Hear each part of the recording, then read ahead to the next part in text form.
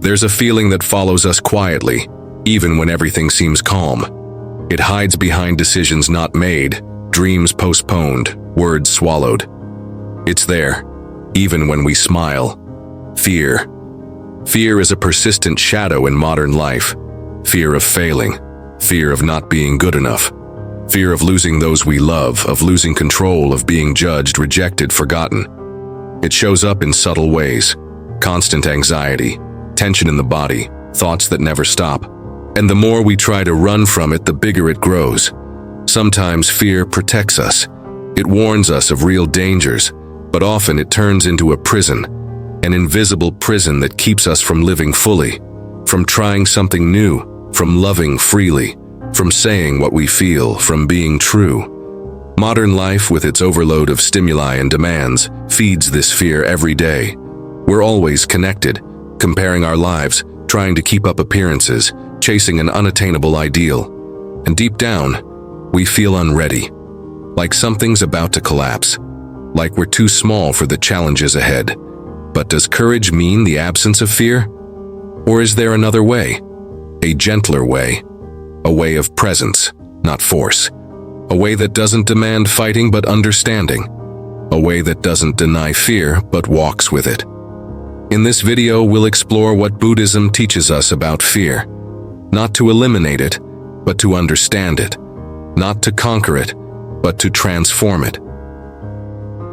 We'll face this shadow living within us and discover that perhaps within it lies a deep call to true courage. Breathe. Quiet your mind a little. Make space within yourself. You're not alone. We all feel fear. But we also carry, deep in our hearts, a strength that fear can't touch. A strength that doesn't need to prove anything. That simply is. Let's find that strength together. In Buddhist teaching, fear isn't an enemy. It's seen as a natural expression of a mind out of balance. A reflection of attachment, aversion, and illusion. We don't fear what is, but what we imagine might be. We project scenarios. We create mental monsters. And we start living in a future that hasn't arrived or stay trapped in past pains we can't change. The Buddha taught that suffering comes from ignorance. Ignorance of the true nature of reality. Ignorance of who we are. When we believe we're just this body, this fragile identity, this ego always on guard, fear takes hold easily. We fear loss because we think we have something to protect. We fear change because we believe control is possible. We fear pain because we don't understand the impermanence of all things. Yet Buddhism doesn't invite us to fight fear. It invites us to observe it, to sit with it, to not react right away, to transform our relationship with it through mindfulness. The practice of sati, or full awareness, teaches us to be present in the now. And when we're truly present, we notice that fear is often not in the present moment. It's in thoughts about what might happen. But this exact moment rarely holds real danger. It's the mind that carries us away. It's the mind that disconnects us. And so, the path begins with silence, with conscious breathing, with the simple courage to stay with what is, without trying to escape. When we sit in meditation and let fear arise without resistance, something shifts. Fear shouts, but we listen gently. The body trembles, but we stay. The mind races, but we watch. This is true courage, not the absence of fear, but presence in its face. The spiritual warrior isn't someone who never feels fear, but someone who walks with it, unswayed. They understand fear is just a wave, and the ocean of consciousness is far greater. Another precious teaching is that of no self. When we realize we're not this fixed identity we so fiercely protect, fear starts to dissolve. After all, what exactly are we trying to defend? An image? An idea? A future that hasn't come? Fear often stems from a desperate attempt to preserve something that's naturally impermanent. Impermanence is a key to freedom. Everything changes. Everything passes. Fear, too. When we welcome it with compassion, it transforms. It shows us something. It points us inward. It teaches us where we still cling, where we still resist. Courage, then, isn't about toughening up. It's about opening up. It's trusting. It's letting life flow through us even when it brings discomfort. It's breathing in the middle of the storm. It's walking step by step, even while trembling. And it's important to remember, no one walks alone. We all feel fear, even the wisest. The difference is they've learned not to run. They've learned to see fear as a teacher, not an enemy.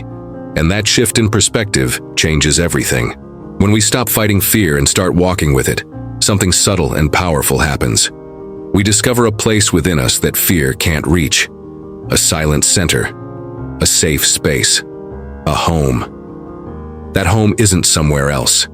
It's here, now, inside you. In a secluded monastery in the mountains, there lived a young monk named Ananda. He was devoted, obedient, and studious, but something held him back from deeper teachings: fear. It wasn't a specific fear. It was a vague, diffuse fear that arose when he faced big decisions. A tightness in his chest at the thought of failing. A constant restlessness before the unknown. The monastery's master watched this quietly, until one day he called Ananda and said, "It's time for your crossing." Ananda looked at him, confused. Crossing? To where, master?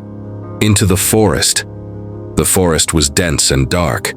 They said strange creatures lived there, disturbing visions, dangerous illusions. None of the monks liked going near it. But the master continued, "You'll go alone, and you'll only return when you find what's hidden in the heart of fear." Ananda hesitated. He wanted to say he wasn't ready, that he had doubts, but silently he nodded. He prepared simply, took a light cloak, a bowl, and set out at dawn. As he entered the forest, the sunlight was quickly swallowed by shadows. The silence was heavy. Every snap of a twig made his body shudder. Ananda's mind soon started weaving images. Thoughts struck like thunder. What if I get lost? What if I'm attacked? What if I never return? Fear grew. With each step, he felt smaller. Until at dusk, a hooded figure appeared, standing in the path. It said nothing. It just stared. Its face was Ananda's, but its eyes burned with rage and despair. "You won't make it," the figure said firmly. "You're too weak." Ananda felt paralyzed. He wanted to run, but remembering the master's words, he took a deep breath and asked, "Who are you?" The figure replied, "I'm the fear you feed every day." Hearing this, Ananda didn't fight. He sat before the figure and stayed silent. He breathed, he watched, and slowly something happened. The figure began to dissolve. Its rage turned to sadness, then to compassion, until it vanished completely, like mist in the sun. In the days that followed, Ananda met other figures. One with his father's face saying he'd never be enough. Another with an old man's face mocking his dreams. Each one carried a fear buried in his unconscious.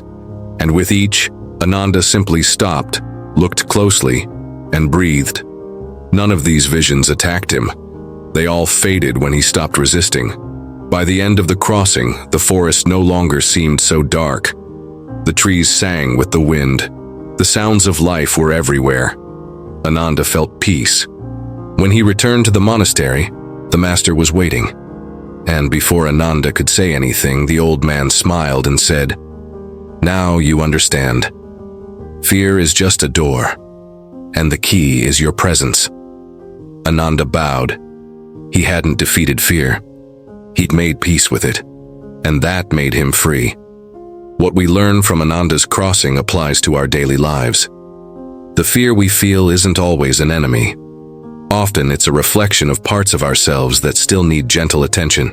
Freedom doesn't come from running from fear, but from creating inner space to listen to it without reacting.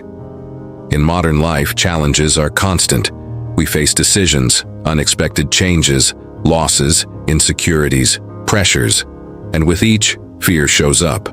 Sometimes as anxiety, sometimes as procrastination, sometimes as rigidity or anger. But behind all these masks is just a mind seeking safety. That's why Buddhist practice invites us to cultivate presence. When we breathe consciously and turn inward, we start to see that the strength we seek outside is already within us. Courage doesn't have to be grand. It can start with a simple act. staying present even when everything inside us wants to flee. You don't need to become invulnerable or erase all uncertainties. What you need is to approach yourself with kindness, to ask honestly, what am I trying to escape right now? And then breathe, observe, allow. Each time you meet fear with mindfulness, it loses power.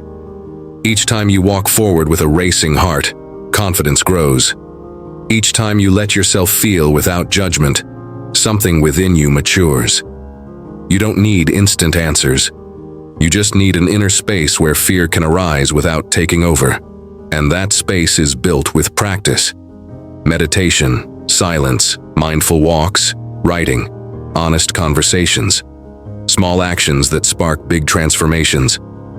Maybe the greatest courage in life isn't facing giant monsters, but facing your own heart, sitting with it and saying, I see you, and I'm here.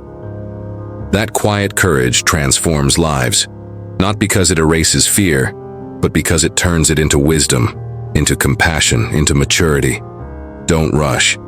Every step is sacred, every breath is a chance to begin again. And when doubt returns, when fear knocks again, and it will, remember Ananda's forest. Remember that the darkness only seems eternal when we forget to light the flame of presence. Your light is already burning. Just trust it. Life's journey doesn't demand that we be invincible, only that we be honest. Honest with our feelings, with our fears, with the deep desire within us to live with more freedom, more clarity, more peace. Fear will keep showing up because it's part of the path. But now, you know you're not alone. You don't have to fight it. There's a different way to walk, with attention, with compassion, with presence. Breathe. Feel the ground beneath your feet. Hear the silence between words. Courage isn't at the journey's end. It's in every step you choose to take, even trembling. Don't wait for a fearless future. Build a mindful present, and you'll see that little by little the ghosts fade, and clarity rises like the sun. You're already capable. You already have everything you need inside you. You just need to remember. If this message touched your heart, subscribe to the Modern Monk Wisdom channel. Each video is an invitation to deepen your inner awakening, a space for pause, for embrace, for wisdom. Share this video with someone else facing challenges. Sometimes a single word can open doors long closed. Leave in the comments. What life challenge do you feel ready to face with more courage now? Breathe, feel, live, and come back whenever you need silence, clarity, or compassion. The path goes on. Namaste.